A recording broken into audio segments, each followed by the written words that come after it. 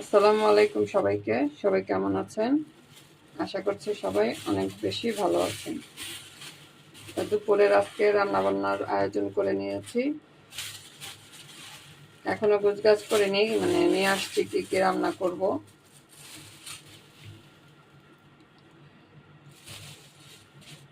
তো বেগুন আর আলু দিয়ে লোটা মাছের শুটকি এনেছি। শুটকি রান্না করব এই বেগুন আলু দিয়ে। তো এগুলি সব এখন কেটে গোছগাছ করে নিই।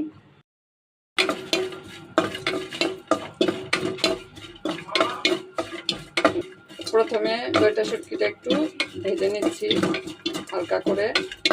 শুটকিগুলি আজকে খুব ভালো।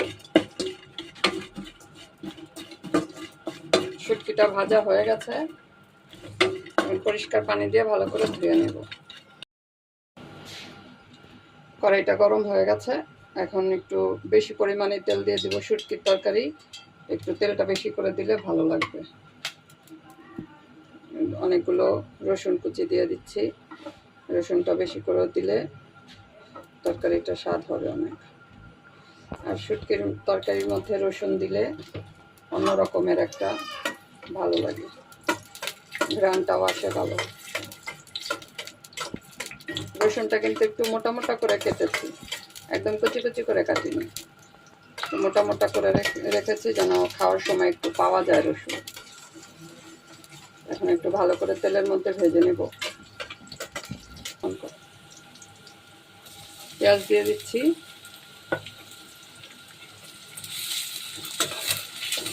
এখানে বড় সাইজের 2টা পেঁয়াজ আছে। পেঁয়াজগুলো একটু ভেজে নেব, লাল করবো না।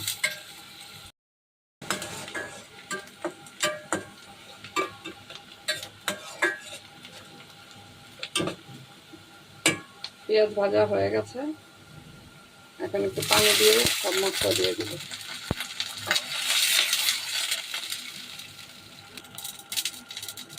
আদা রসুন বাটা 1 চামচ, হলুদের গুঁড়া 1 চামচ,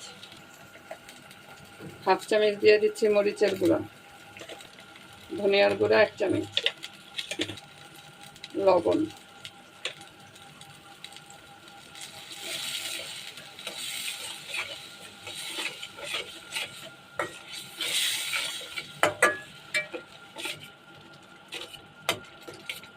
ভালো করে কষিয়ে নেব। প্রথমে শুটকিগুলি দিয়ে দিচ্ছি।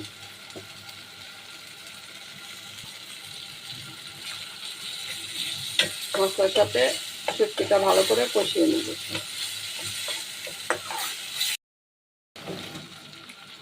বেগুন আলুগুলিও দিয়ে দিচ্ছি।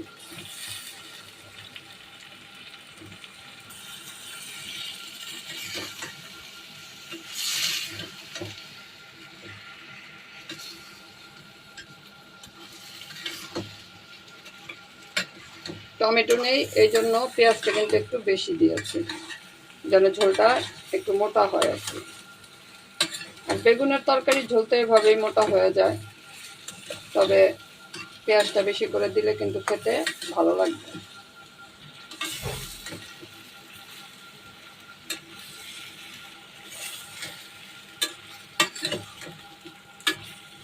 বড় কড়াইয়ের মধ্যে রান্নার এই সুবিধা, নাড়াচাড়া করতে খুব সুন্দর সুবিধা হয় আর কি, সুন্দরভাবে নাড়াচাড়া করা যায়।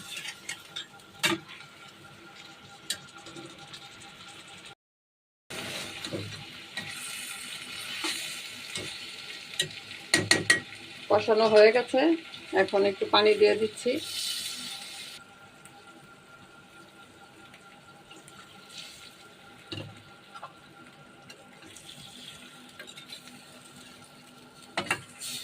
ঝোল রাখবো না, মাখা মাখা ঝোলই থাকবে, শুধু আলুটা গলার জন্য একটু পানি দিয়ে দিলাম।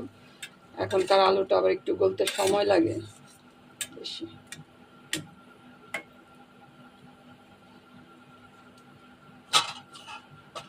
দিয়ে দিচ্ছি কয়েকটা কাঁচামরিচ, ঢেকে দিচ্ছি।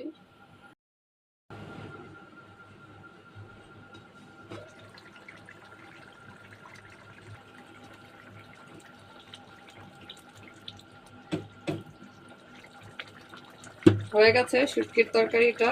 এখন উপর থেকে আমি একটু ধনিয়া পাতা দিয়ে দিচ্ছি।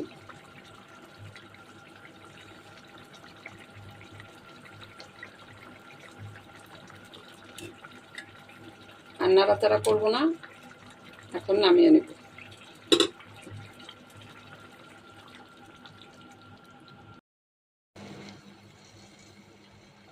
তরকারিটা আমি বাটির মধ্যে ঢেলে নিচ্ছি। আলু বেগুন দিয়ে লইটা মাছের শুটকি রান্না আমার হয়ে গেছে। শুটকির তরকারি তো খেতে এভাবে ভালো লাগে। শুটকি ভুনা, শুটকির ভর্তা হলে কিন্তু আমাদের ভাত খাওয়া কিন্তু অনেক বেশি হয়।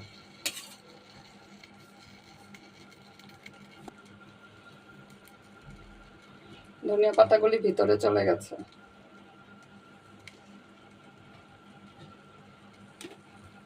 রান্নাটা আজকে আপনাদের কাছে কেমন লেগেছে অবশ্যই কিন্তু কমেন্টে জানাবেন।